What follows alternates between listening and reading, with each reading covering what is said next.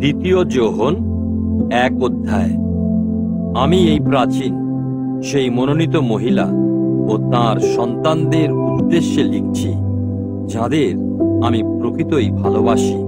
শুধু আমি নয়, যারা সত্যকে জানে তারা সকলেই ভালোবাসে, কারণ সেই সত্য আমাদের অন্তরে আছে এবং চিরদিন আমাদের সঙ্গে থাকবে।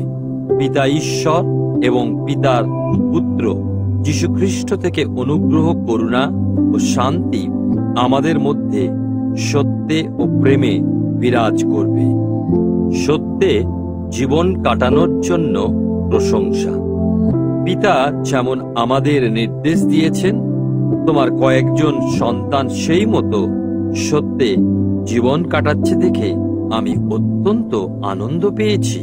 আর এখন প্রিয় মহিলা, এ কোনো নতুন আজ্ঞা নয়, কিন্তু প্রথম থেকে যা পেয়েছি এমন একটি আজ্ঞা সম্পর্কে আমি তোমাকে লিখছি। আমি বলি, আমরা যেন পরস্পরকে প্রেম করি। আর প্রেম হলো এই, আমরা যেন তাঁর সব আজ্ঞার বাধ্য হয়ে চলি।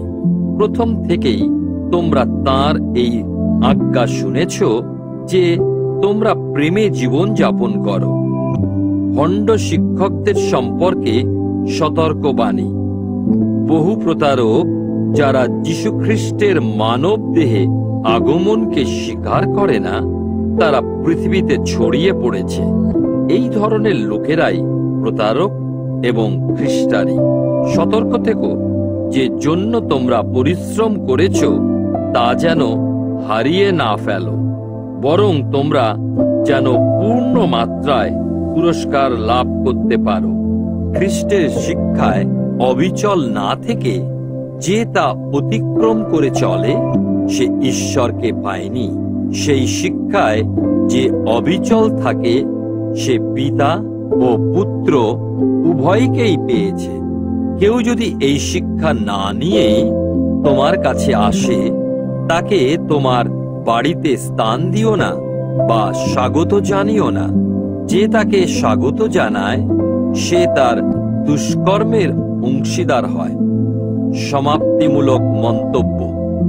তোমাকে আরো অনেক কথা লেখার ছিল, কিন্তু আমি কাগজ কলম ব্যবহার করতে চাই না, বরং আমি তোমাদের কাছে গিয়ে সাক্ষাতে কথা বলার আশা করি, যেন আমাদের আনন্দ সম্পূর্ণ হয়।